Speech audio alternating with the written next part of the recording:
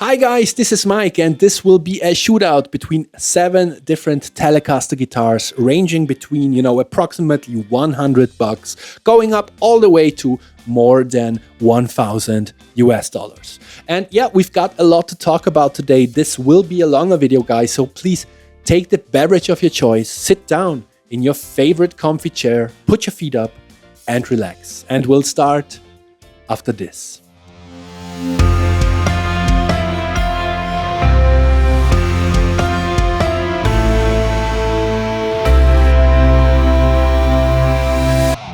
Okay guys, so I'm back at my recording space, aka my bedroom, and yeah, since I mentioned this will be a longer video, the first thing that I want to do is to actually give you kind of like an overview over the chapters that we're going to talk about today, right? So the first thing that we're going to check out on these guitars is their specs, right?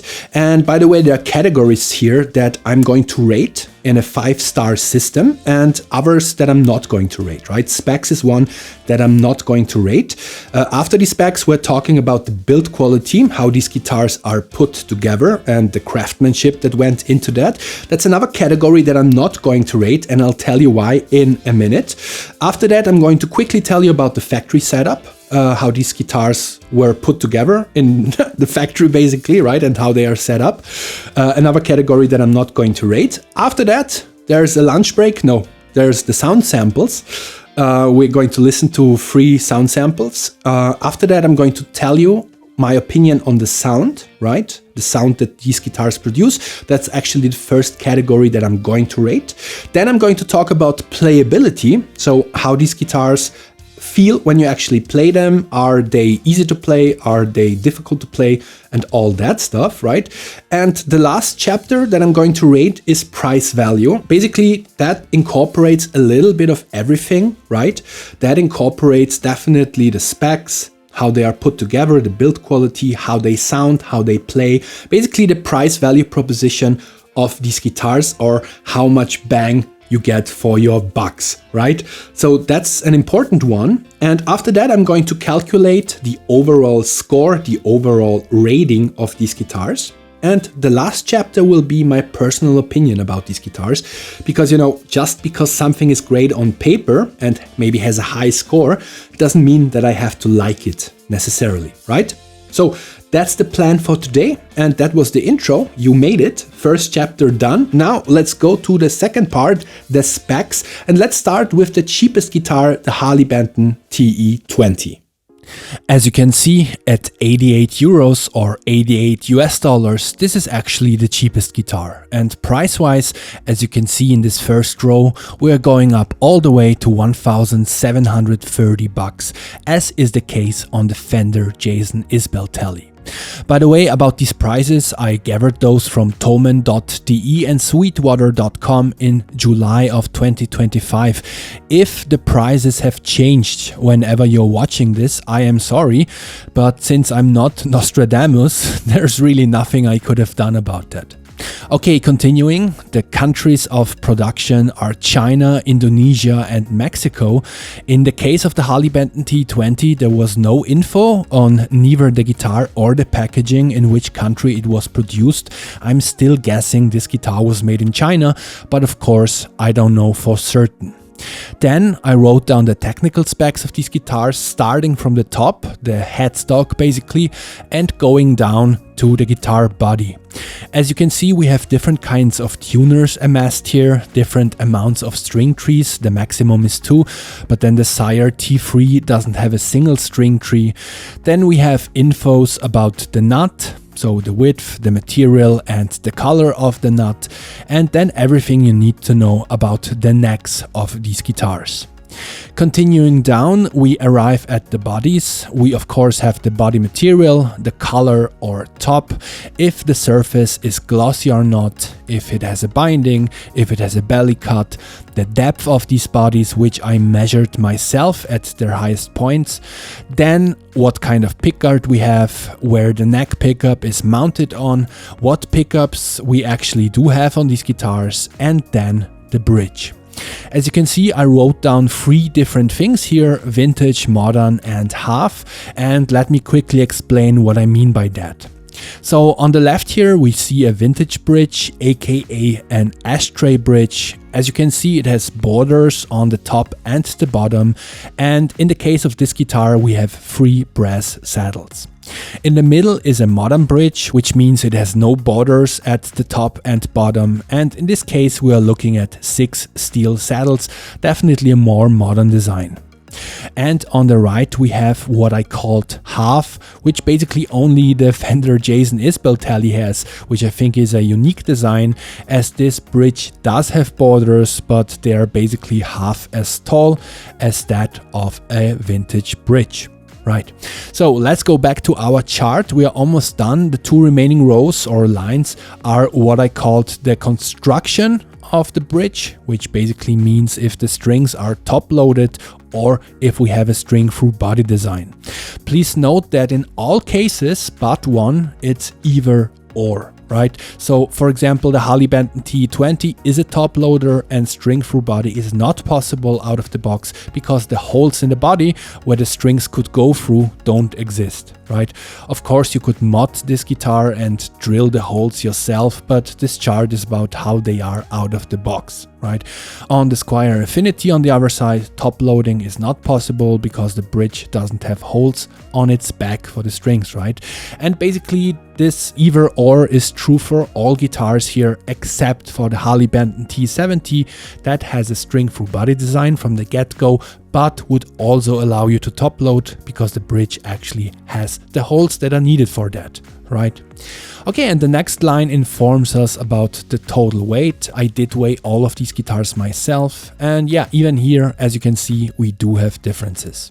The last 4 lines we are not going to talk about now. These are the rating categories, which we will fill out later. And yeah, so those were the specs, and now let's go to chapter number 3, build quality. Okay, just a quick word about why I'm not rating build quality on its own. I mean, this is incorporated a little bit in price value, right? But I mean, I'm thinking we are in the budget territory, right? Most of these guitars are between 100 and 300 bucks, right? So we are definitely in the budget territory. And I have to be honest, I bought a lot of budget instruments in my time, and quality assurance basically is hit or miss, right? Sometimes you get an instrument that is beautifully made and has no flaws or errors, right? And sometimes you're not that lucky, right? So the best thing to do then is to basically send it back and demand another one until you find one that's nice. And yeah, so basically, you know, let's actually start with the HARLEY BENTON T20, and let's start maybe from the back, and I will try to have this nicely in camera. So I don't know if you can see it in the shot, but the tuners are not in a nice straight line. They are all over the place, right? This looks pretty crooked. The same is true for the string tree, for the second one actually here. I mean, I understand that's not a biggie. You take a screwdriver, you loosen the screw a little bit and you tighten it up so that it's nice and even, but I'm just going to mention everything that I saw on this guitar. I hope that the nut is not supposed to be white, because it definitely isn't. It's more yellow, grayish, yellow, something like that, right? The best thing about this guitar is actually the neck, right? And I checked it thoroughly. Fret edges and the neck edge feels pretty nice and rounded. There is no sharpness here whatsoever, which is great on such a cheap instrument. And also the satin finish on the back is awesome, right? It actually might be the nicest satin finish of all these guitars, I have to be honest, right? So the neck is definitely the highlight of this guitar. And then let's look at the sunburst. And I don't know if you can see it, but that's not a sunburst. That's basically like 3 colors. We have this orange part here, then there's a red part here, and there's a black part here, right? If this is supposed to be a sunburst, it's the worst sunburst that I ever saw. The backside is a little bit better, but not by much even. And yeah, look at that. I mean, the sunburst is pretty much botched, right? The electronic compartment, everything is pretty solid, pretty sturdy. I like that. The only thing that I could criticize is the tone control, which makes these strange sounds. If you, there's my mic, listen to that. right? There's some kind of resistance there. But, you know, overall, it is what it is. This is the cheapest guitar in the Shootout. And for that, it's not that bad. I mean, the neck especially is pretty much awesome, right? Let's go to the next guitar. The T70 is a much nicer looking instrument, and it's considerably better made, right? So the tuners now are perfectly even. The nut is white. Also, you know, the fret edges and the neck edges perfectly rounded, really nice. We do have a lot of lacquer on the back, but that's not a bug, that's a feature. That's just how they built this guitar. You have to like that or don't mind that, right? I do have a little bit of, you know, sweaty palms, and so it gets a little bit sticky, right? We'll see about that. In this light, the guitar actually looks black, but it's not, of course. It has these reddish stripes, right? The hardware I checked, pretty much perfect. We do have a little bit of wobble on the volume control, right? There's that. The binding looks really nice. On this guitar, unfortunately, I do have two spots that have blemishes, right? One is there on the neck. I'm trying to make photos and insert them on screen so that you can see it. So there's a blemish here, right? And where the nut is set in, that spot doesn't look that attractive either. There's definitely something going on there, but you know, that's nothing that you would ever see when you play the guitar, right? So build quality is way better on the T70. Let's go to the Squier Sonic Tele. Okay, so from the get-go, this is a beautiful instrument, right? The tuners are perfectly in line, right? The nut is not perfectly white. It's a little bit yellowish, but that's not a big deal. The neck, you know, edges, the fret edges are really nicely rounded. There's no sharpness here. The satin finish on the back is a little bit strange. It's not as polished actually as on the HARLEY Benton T70. If that one was like 100% perfectly polished, I would actually say that this is 90%. You actually feel a little bit of that porous wood texture, right? And actually it gets a little bit sticky. Or there is something there, I don't know what it is. I think because it's a little bit porous, it actually takes off a little bit of my skin and leaves these skin traces there. Does that make any sense? I think that is something that will go away over time, or maybe you can take a little bit of steel wool and polish that guitar neck more. But yeah, as I mentioned, if that one was 100%, I would give this one 90%. It's still a beautiful looking neck, by the way. The texture on my exemplar is gorgeous, right? So I have to mention that. And also, you know, the guitar, you know, I checked the hardware, perfect, no wobbly pots, no nothing, right? Very sturdy. We do have this modern type bridge, right? No ashtray, no vintage style, but this modern style. Yeah, and since, you know, we don't have a sunburst or anything here, it's just this blue color. I'm not such a huge fan of that color, to be honest. You know, that's totally subjective. And we only have a pick guard that is one layer, so that's definitely the cheapest version of a pick guard, right? But yeah, beautifully made guitar, right? The only thing, the neck could be a little bit more polished, but that's everything that I have to criticize on this guitar. Okay, the Squier Affinity Tele is another beautifully made instrument, and I'm just going to mention a couple of small minor gripes, right? No big issues, of course, now that I'm so focused on the nut color. It's actually not white, but yellowish, right? It's not perfectly white. The neck, to be completely honest, if you told me that this neck was exactly the same as the one on the Sonic Tele, I would totally believe you, because it feels identical, right? So the neck and fret edges are just as nicely rounded as on the Sonic Tele, but the back has the same thing going on as the Sonic Tele, right? So there's this small slight resistance that actually I think sands the top layers of my skin a little bit, and we don't then have this residue of skin on the guitar neck. That's something that I have never encountered before the Sonic Tele and this Affinity Tele. I don't know if you can maybe take a little bit of steel wool, or maybe oil will help or something like that, right? But the neck feels great. And as I mentioned, if the T20 the neck has a 100% satin finish. This one is 90%, right? It's still beautiful. The guitar itself is beautiful as well. Hardware, I checked. The only thing that is a minor gripe is that the volume control has this resistance going on, this a little bit, right? The pickup selector switch is great. We have this modern Tele, this modern bridge, no ashtray, basically, no borders here, right? And yeah, I really like this belly cut as well, right? If my camera can focus on that, that would be nice. Thank you very much. Yeah, belly cut, really comfortable if you play it, especially if you have a belly like I do, right? So everything has pros and cons, right? And yeah, no blemishes or errors on the lacquer itself. By the way, this isn't like one color. It's actually, it has these metallic particles there, right? So it's not one color like the Sonic Tele, but it's actually glittery, right? So yeah, really nice, beautiful instrument. Let's go to the next one. Okay, so the Squier Classic Vibe 60s, in my opinion, is one of the most beautiful guitars in this Shootout, right? And the build quality is almost perfect as well, right? So there's nothing here really, and I looked long and hard for little flaws or errors, and I checked the binding and the space where the neck connects to the body.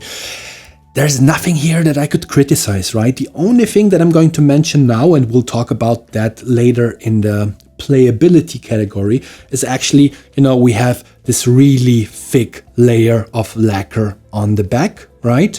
Fret edges perfectly rounded, neck edges perfectly rounded. The fretboard is perfectly polished as well, right? As were the others, by the way. So that seems to be a standard procedure in factories all over the world today. And you know, the sunburst is just beautiful. I'm going to try to show you that, right? Just beautiful. I mean, you can see every like fingerprints. That's, yeah, you can see that here, right? But yeah, sunburst, beautiful. That's how it looks from the backside. It's just, you know, an instrument made to a very high standard. Electronics work perfectly as well. We have a vintage bridge, which I do appreciate, right? And yeah, beautiful guitar and made to a very high standard. And there's really nothing that I could criticize. So let's go to the next one. Okay, so the Sire T3, the first thing you're going to notice when you look at this guitar is that it's actually made out of 3 separate pieces of wood, right? I am not sure how the other guitars in the Shootout are constructed, but at least you can't tell that they're not made out of, you know, one piece of wood just by looking at them. On this guitar, you definitely can, right? 3 pieces, right? But other than that, this guitar is pretty much perfect, to be completely honest. You know, the other guitars had great neck edges and fret edges. This one is even better, right? The satin finish on the back is unbelievable. It might be even better than that of the T20, right? And I looked long and hard, no flaws and errors on this guitar. You know, the hardware is perfect, no crunching, no resistance, no nothing. They're buttery smooth. I wouldn't be surprised if these are like high quality pots.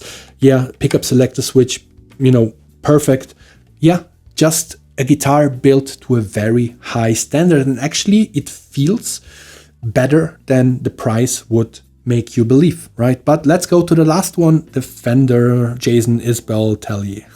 Okay, so obviously the Fender Jason Isbell is, you know, made in a road-worn style, right? So to talk about build quality is a little bit beside the points because this guitar is supposed to look and feel like a used instrument, right? So I can only tell you things that I noticed, right? So I can tell you, although this is something about price value category later on, that the tuners are maybe period correct, but they're definitely not the greatest tuners.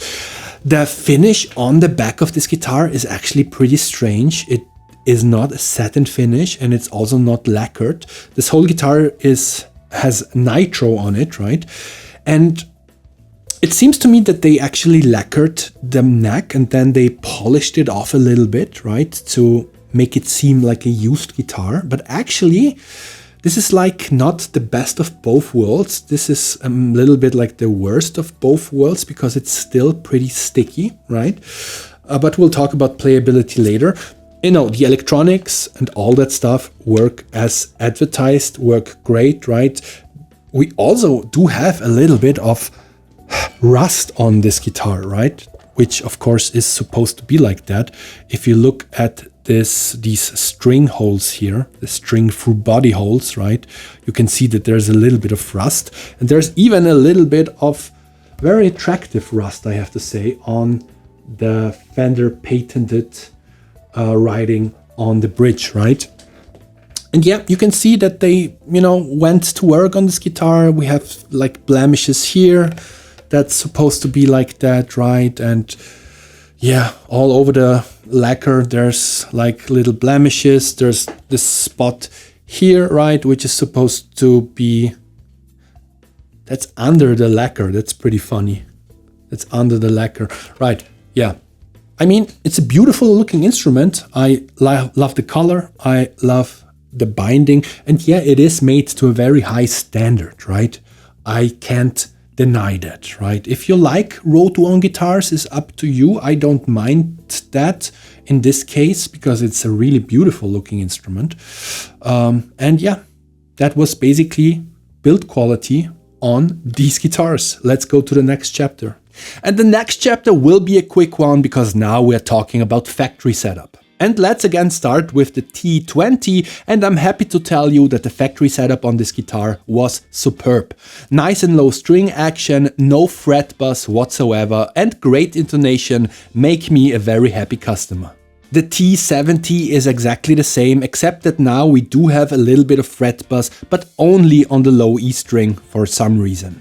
The Squier Sonic Tele is set up almost perfectly. You know, again, we do have great intonation, no fret buzz and nice and low string action, but I did notice some kind of rattling sound when I was playing, and I realized that these little screws here on the saddles of the bridge were not tightened up all the way down to the bridge basically, right? And they produced this sound. Not a big deal, but avoidable.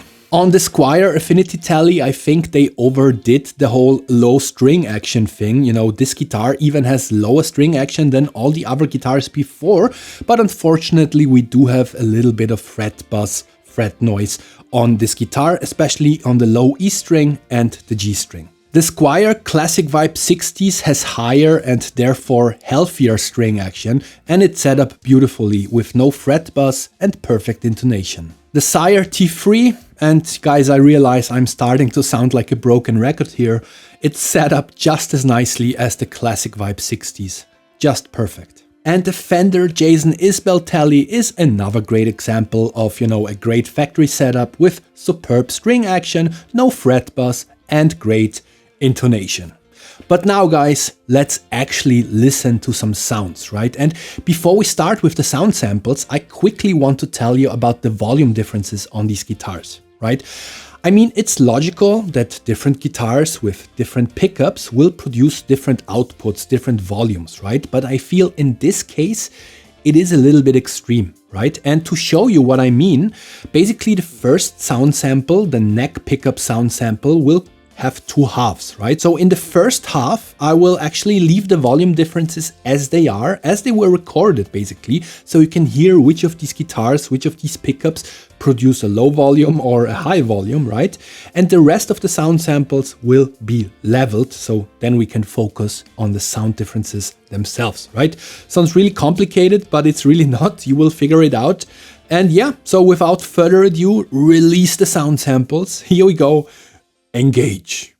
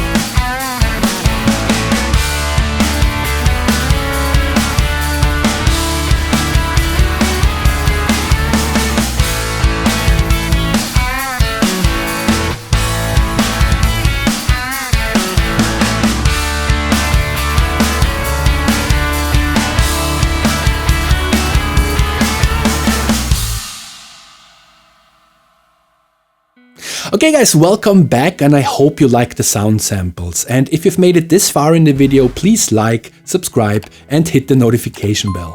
Also, if maybe I saved you some time or money and you want to support the channel, you can do so by leaving a super thanks or even use one of the links below to buy one of these guitars. And also with this video, I'm soft launching my Patreon. And you know, I thought long and hard about what perks I could give to incentivize people to become Patreon members. And you know, since this is a channel that has to do with testing guitar gear, I came up with this. All Patreon members get access to all raw sound files that I'm recording for these videos in uncompromised, undiluted 24-bit 48,000 Hz. That means that you get a high quality DI track of these guitars, a mic'd track from the amp and a track with effects on it.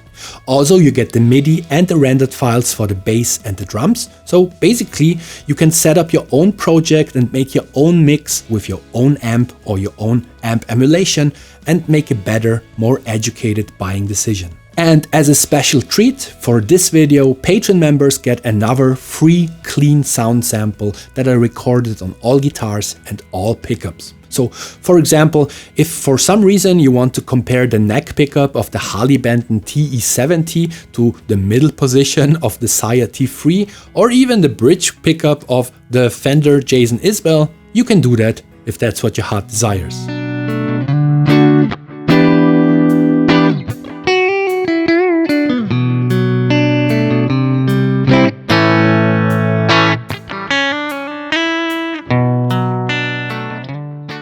And the best part is Patreon memberships are just $4 a month. So I think that's a great deal for what you get, and you really help to grow the channel.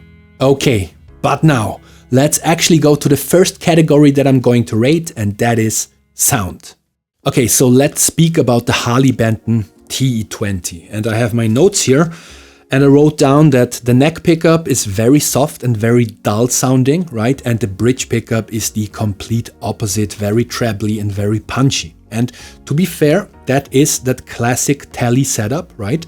But my main problem with the sound on this guitar stems definitely from the neck pickup. I actually do like the bridge pickup, and fun fact, the bridge pickup on this guitar sounds almost identical to that of the Fender Isbell. Right? If you don't believe me, scroll back to the third sound sample and compare these two. They sound very similar, but because of that neck pickup, I feel that even the middle position is compromised, right? So if we're talking about a 5-star rating system, I would actually give this guitar only 2 stars in the sound category, and these 2 stars go to the bridge pickup alone, right? The other 2 positions, the bridge and the middle position, they deserve no stars, in my humble opinion. Okay, so the HARLEY BENTON TE70 definitely has an improved neck pickup sound. I think we all heard that, right? I actually really like the neck pickup on this guitar, as it has a nice balance between the warmth of the bass, but enough definition from the treble, right? And it definitely sounds better than that of the TE20. But then there's the bridge pickup, right? And the bridge pickup is just pure trebly horror, basically, right? There's no bass, there are no lower mids, and admittingly, that sounds okay in the third sound sample. When you throw a lot of dirt onto it, a lot of gain, then it sounds okay-ish. But if you play it clean, it's just an ice-picky mess, right? It almost sounds like a ceramic pickup, or how I always imagined a ceramic pickup to sound like, very cold, very sterile, right? But yeah, to be completely honest, we have the exact same opposite problem than on the T20, right? We had a messy neck pickup on the T20, but an okay sounding bridge pickup. Now it's the complete opposite, the exact opposite basically.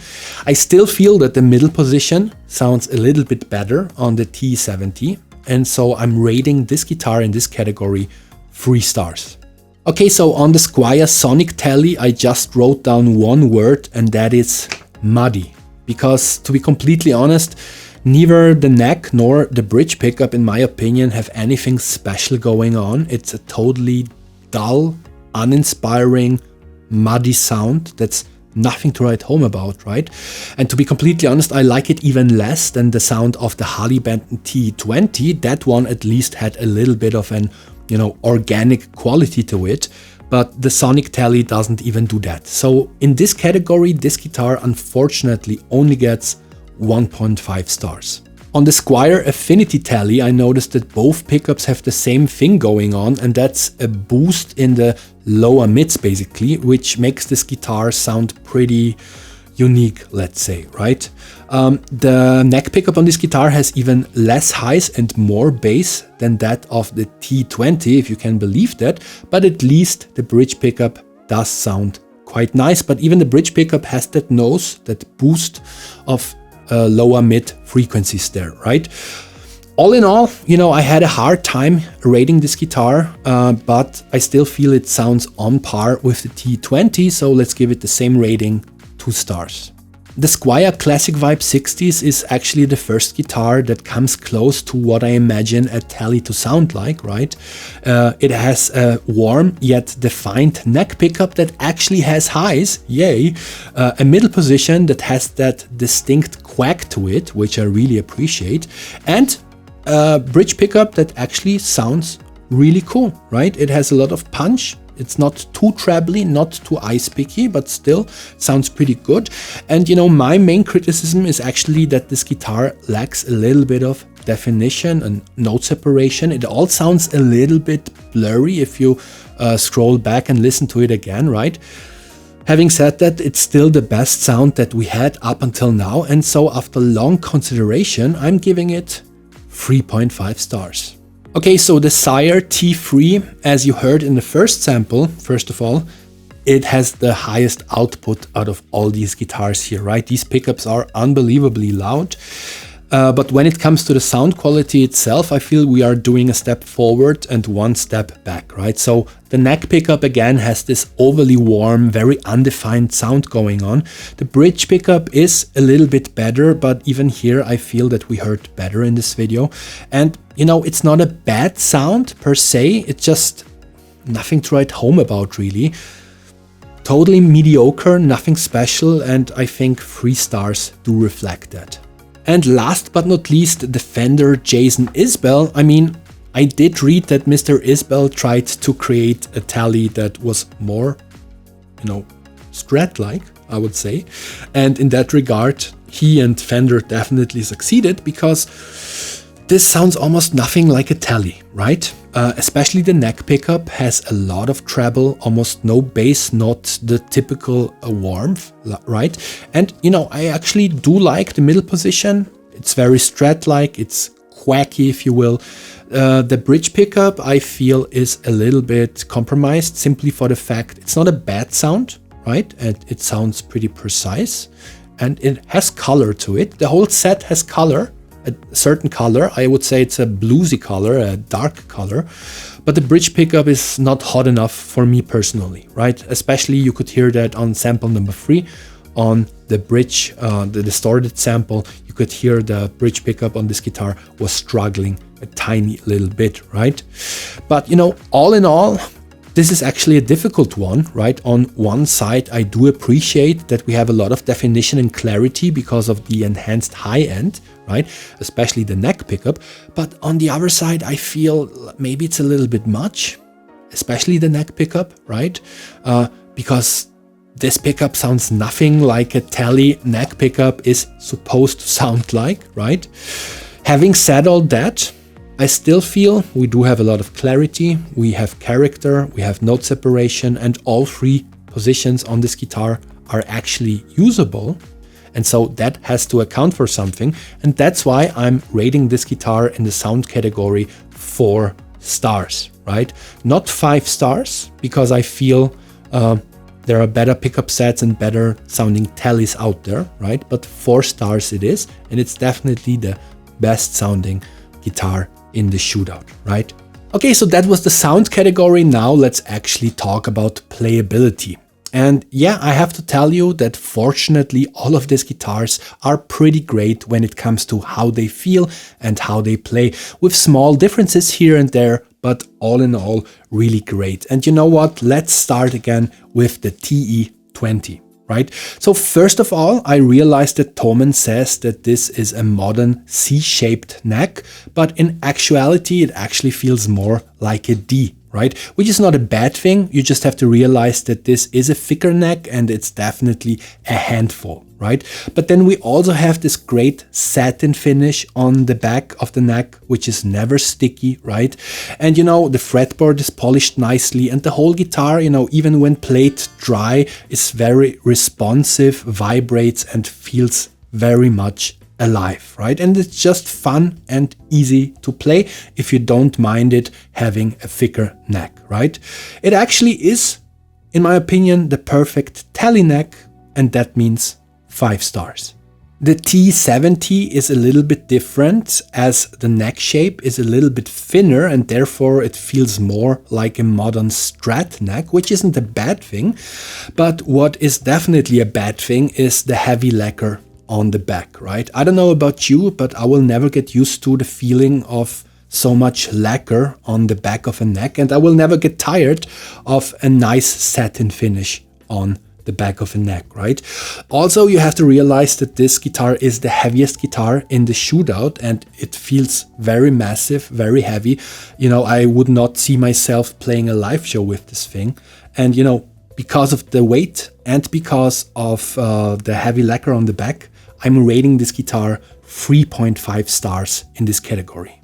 The Squier Sonic Tele combines the best things about the last two guitars, as in this is a more modern, a little bit thinner neck, right? But it also has this great, not perfect, but great satin finish on the back, right? Also, I'm happy to tell you that this guitar feels very alive. It vibrates, it has great resonance, right? Great expression, even when you play it dry. It's just fun to play. And just because we have this one small issue with my skin leaving residue because of abrasion, I guess, I'm rating this guitar 4.5 stars out of 5. And everything I just said about the Sonic Tele is also true for the Affinity Tele, right? To be completely honest, by now I'm pretty positive that they are using the exact same necks on both of these guitars. And you know, without the belly cut, I think I wouldn't be able to tell the difference between those guitars in a blind test, right?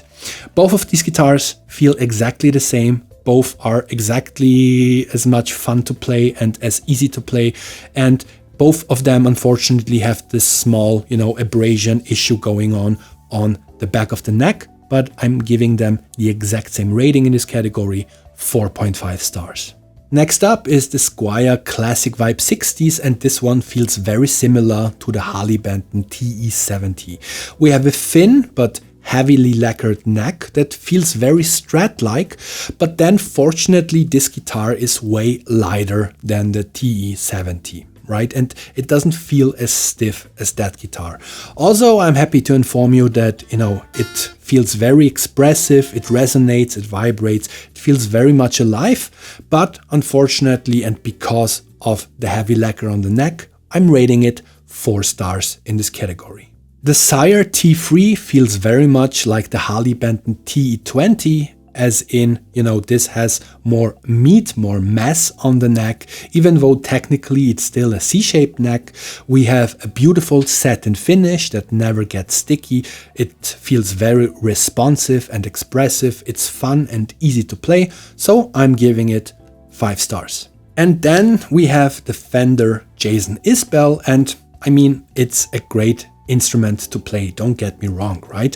It feels very much like a Strat for all the right reasons. The only thing that I would criticize, and we already talked about that, is that strange sensation on the back of the neck. My theory is still that they lacquered that with lacquer or with poly or with nitro, and then they sanded it off. Actually, if you look closely, I don't think you will see it in this shot, but you can see where they sanded it and where they didn't. The thing is, it has a super sticky feeling to it, right? And yeah, that's no good for me personally, because as I mentioned, I do have a little bit sweaty palms, right? The guitar is a little bit on the heavier side, but it still feels pretty responsive when you play it. It doesn't vibrate as much. It doesn't feel as alive as the two Squiers, for example. You know, I think it's too heavy for that actually. But all in all, if you like heavier guitars, it is a great instrument to play. It's easy to play, it's very Strat-like, and just because of the weight and just because of that super sticky neck, I'm giving it 4 stars in this category. Okay, and now let's actually go to the last category, which is price value. And let's also quickly look at our chart and the stars that we have gathered up until now. And yeah, let's talk about price value on the TE20. The TE20, as mentioned, this is the cheapest guitar out of the bunch. Neither the poplar body or the amaranth fretboard are no-goes for me. We already said the build quality on my exemplar was not the best, definitely, and neither is the sound, but the playability is awesome. I also do appreciate that this is a relatively lightweight instrument, and so my thinking basically is this. If you don't want to spend more than $100 on a Tele, and if you are willing to compromise on build quality, or maybe you luck out and you get an exemplar that is great out of the box, then definitely give this a go. I also think this guitar would be the perfect foundation for modding or upgrading, putting new hardware onto it and new pickups. I think you could make a great guitar out of this, because let's face it, for $88 you don't even get a good guitar pedal these days. And so I am giving this guitar 4.5 stars in the price value category, simply for the fact that it presents a good foundation for experiments and the neck alone is worth the asking price. The TE70 is almost double the price of the TE20, but I wouldn't actually say that it's twice as good. We do get a Laurel fretboard and slightly better hardware and definitely better quality of build, but as mentioned several times already, the playability is not on par. I also don't like that it's the heaviest guitar out of all these, and although the sound is an upgrade to the TE20, personally I don't feel it's good enough for playing live shows or recording. So, in a nutshell, when it comes to price value, we do get slight upgrades, but they're definitely not worth double the price, and so I'm giving this guitar 3 stars in this category. The price value proposition on the Squier Sonic Tele will depend on where you live. Here in Europe it's basically the same price as the HARLEY BENTON TE70, while in the USA it seems to be $65 more expensive. So what do you get for your $65? First of all, of course, the brand recognition. A Squier will definitely be easier to sell on the second-hand market than a HARLEY BENTON. Second of all, you do get a more lightweight instrument with a poplar body. You get a more modern bridge construction with 6 steel saddles, and yeah, that's basically it. The sound, as we talked about, is subpar, while the playability is almost perfect. Here in Europe it's still cheap enough to use it as a foundation for experiments, so I'm giving it almost the same rating as the T20 with a half star reduced simply for that neck issue that we talked about before. So price value on the Squier Sonic Tele is 4 stars. On paper, the Squier Affinity Tele is really just a small upgrade to the Sonic Tele. The most important bullet points are basically the same. Poplar body, Laurel fretboard, 6 steel saddles. I did give the Affinity the same rating when it comes to playability and half a star more for sound, but then of course it is more expensive than the Squier Sonic Tele. So depending where you live, it's either 58 euros more expensive or even $74 US. So although I do feel it is a small upgrade to the Sonic Tele, I'm still going to rate it the same in this category, 4 stars, simply because it is considerably more expensive. The Squier Classic Vibe 60s is another step forward, both when it comes to build quality, parts used, sound, but also the price, right? We still have a Laurel fretboard, but this time we have a Niado body that is very lightweight. We do have 2 Fender designed Alnico single coils instead of just some no-name, probably third-party ceramic pickups, and we even have a bone nut. This is also the first guitar where I wouldn't necessarily see the need for swapping the pickups because they sound good enough for most applications. Of course, if you are a perfectionist, you will always want to fiddle around and get the most out of your instruments, that's a given, but you know, for standard use, these pickups are totally fine. You do know my opinion on the lacquered neck though, and we also have to take the price of this guitar into consideration. At 399 euros or 463 bucks, it's actually not cheap. To put things into perspective, it's pretty much twice as expensive as the Squier Sonic Tele. And although this is a more sophisticated instrument than that, I'm not so sure if it really is twice as good. But after long consideration, I did decide to give this guitar 3.5 stars in this category, and I guess if you are American, you could reduce that rating by half a star, because in the US of A, unfortunately, this guitar is considerably more expensive. The Sire, or Larry Carlton T3, is a great guitar, period. We have a bone nut, a real rosewood fretboard and a mahogany body, so quality woods were used all around.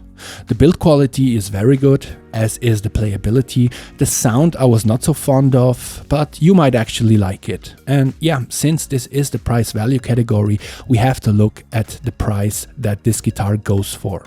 So here in Europe it is exactly the same price as the Squier Classic Vibe 60s, but in the USA this guitar is actually only 349 bucks according to Sweetwater, and that makes it just a little bit more expensive than the Squier Affinity Tele. And truth be told, I really like this instrument, and I feel you do get a lot of bang for your buck, especially at $349. I feel that's a steal. In Europe, unfortunately, it's not so much of a steal, and especially this guitar I feel would really benefit from a set of nicer sounding pickups. But those are expensive and would raise the price of purchase. So I thought long and hard about the rating of this guitar and came up with this. I'm going to give it 3.5 stars in this category, and if you're one of my American friends, you can add half a star in this category, because at 350 bucks, this guitar is a steal. And now the Fender Jason Isbell Tele, and man, what are we going to do with this one? So listen, I do understand that this is an artist's signature guitar and Mr. Isbell needs to get paid as well. And I do realize that this is road-worn, and road-worn stuff needs more man-hours in production. But if we just look at the specs, I mean, this is a made in Mexico guitar that is considerably more expensive than some made in the USA Teles, right? For example, you can get a Fender American Performer Tele, which by the way is a beautiful instrument, for less than this one. And yes, we do have a Rosewood fretboard, and yes, we do have an elder body, but so we do on the American Performer. Then I gave the sound 4 stars, but to be completely honest, these pickups are not the cream of the crop. How do I know? Well, I'm working on a huge shootout between 40 different Tele pickups in the moment, and I already tested the Jason Isbell Tele set. And while I can appreciate that this set has a certain darker color to it, I can also tell you that in my test I encountered several sets of pickups that had the same color but were warmer with less piercing highs and a hotter output on the bridge pickup, and simply put, were better sounding pickups. So with all that said, and looking at the price of this guitar and factoring in the artist endorsement and the road-worn finish, I'm still going to give this guitar only 2 stars. I think in this category this is more than fair. If you agree or if you disagree, leave a comment down below and we can discuss. Having said all that, let's actually go to the overall score. So we are going to add all the stars and then divide them by 3. So for example, on the T20 we add 2, 5 and 4.5, which results in 11.5 divided by 3. We get 3.83, which we round up to 4 stars. Right? And if we do the same thing for the rest of these guitars, we get 3 stars on the T70, 3.5 stars on the Squier Sonic Tele, another 3.5 stars on the Squier Affinity Tele, and another 3.5 stars on the Squier Classic Vibe 60s. The Sire gets 4 stars and the Fender Jason Isbell gets another 3.5 stars. Again, bear in mind, these are the ratings based on the 3 categories that we just talked about, but now I actually want to give you my personal opinion on these guitars, and let's start, you guessed it, with the Harley Benton TE20. So for 88 euros, this is an amazing guitar, period, right? It has a very nice neck, a good weight to it, and it is very fun and easy to play. But then, at least on my exemplar, we have the build quality issues, right? And you know, I still feel that the sound pretty much sucks, right? So I'm thinking if 100 bucks is your absolute limit and you don't want to spend more and you don't mind the neck pickup sound and maybe you have a replacement neck pickup that you could use, this could be a great bargain, right? It is a very good guitar, but for me personally, I would rather buy something a little bit more expensive, but then not have the issues that at least this guitar has, right? So all in all, great guitar for that money, but not for me. Okay, so the T70 is definitely an upgrade in a lot of regards, right? So first of all, the build quality is way better. The parts that were used and how they were used, way better. And I would also add that it's aesthetically pleasing with that dark finish and the cream binding, right? But then of course we have the sticky neck, and you know, personally I have sworn I would never buy a guitar again with such a sticky neck because I just don't play those, right? So I realize this is a totally personal thing, but again, this is my opinion, right? So again, you know, great guitar, but not for me. The Squier Sonic Tele is interesting in that you can clearly tell by just looking at it that this is a budget-friendly instrument, right? With this one layered pickguard and this solid blue color, right? It's definitely not a very sophisticated guitar, but then a Tele doesn't have to be, right? And to be honest, I love how the neck looks and feels like, but I still wouldn't keep that guitar, because for just $74 more we can get the Squier Affinity Tele, which is an upgrade in many regards, right? So first of all, the paint job on this thing is amazing, right? Second of all, it has this belly cut that I adore. I don't think that I can ever live without a belly cut again. The neck, although not as beautiful as on the Sonic Tele, feels just as good, and the whole guitar is so much fun to play, right? The sound is not great, let's face it, but I feel actually this guitar would deserve a nice set of good pickups, and I think I'll do that. I really think that this guitar has everything, all the features that I want from a Tele. It plays great, it looks great, and have I mentioned how great the belly cut is? Yeah, I absolutely love it, and I think I'm going to invest maybe 100 or 200 bucks more for nice pickups and maybe new hardware to make a really great instrument out of this already great instrument. The only question that I'm asking myself right now is if I like this blue color more or maybe even the sunburst one. I'll have to see. But let's go on to the next guitar, the Squier Classic Vibe 60s, right? And there is a lot to like about this guitar, right? First of all, it's beautiful. You know, the sunburst, the wood texture, the cream binding, the backside, everything makes for a gorgeous looking instrument that also plays good, right? And it has a decent sound. But this guitar is 399 euros or 463 US dollars according to Sweetwater. And for that price, I actually feel it is overpriced. Right? Especially because I would still like to change the pickups to something with more clarity and definition and maybe color. And, you know, even if I had new pickups in this guitar, I would still have the heavily lacquered neck, right? Which is a no-go for me. So, all in all, beautiful guitar, but it wasn't meant to be. The Sire T3 is pretty interesting because actually the price in the USA, according to Sweetwater, is way less than it is in Europe, right? So here in Europe, this guitar costs 398 euros and is basically the same price as the Squier Classic Vibe.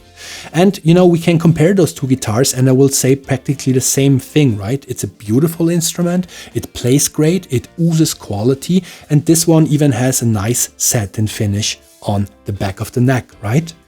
But I still don't like how the pickups sound, and I would have to swap them for something else, which would raise the price of this guitar to almost 600 euros. In the USA, this guitar is just 44 bucks more expensive than the Squier Affinity, and that's actually pretty interesting. because now you have the choice between a guitar that feels more traditional with a slightly beefier neck, right?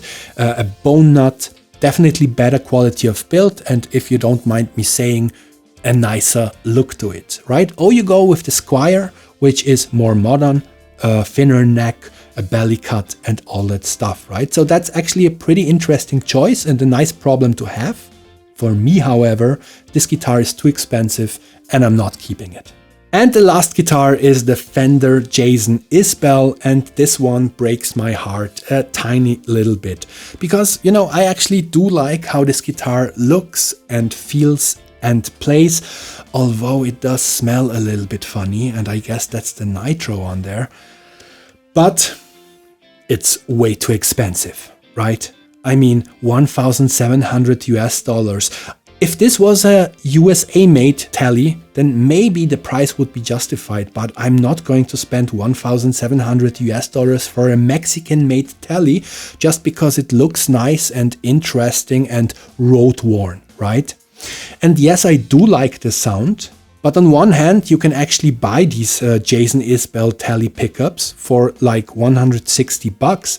And second of all, I already found a set that has the same darkish character, but sounds better, especially in the bridge position. You know, because I'm actually working on a huge shootout between 40 different Tele pickups, and I compared the Jason Isbell to all the other ones, and I found a set that sounds like an upgraded version of that one, right? So all in all, these pickups sound nice, but they're nothing special or unique, right? So all in all, unfortunately, a great guitar, especially how it looks and how it presents, but way too expensive for what it is.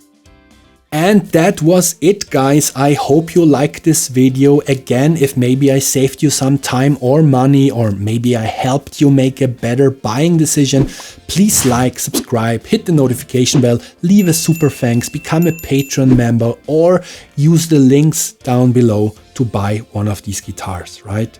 Personally, I have to tell you that I'm pretty happy that this video comes to an end. I think I spent like 3 weeks on this, you know, buying these guitars, getting to know them, writing the charts, writing the script, recording the sound samples, recording all the talking head segments, recording all the B-roll footage. That was a lot of work, and I haven't even started to edit this, so maybe future Mike will write down here somewhere how long that took. That's not my problem for now. That will be future Mike's problem. Anyways, I still hope you liked it, and yeah, guys, I'll see you next time. Have a good one. Bye. With 2 eyes.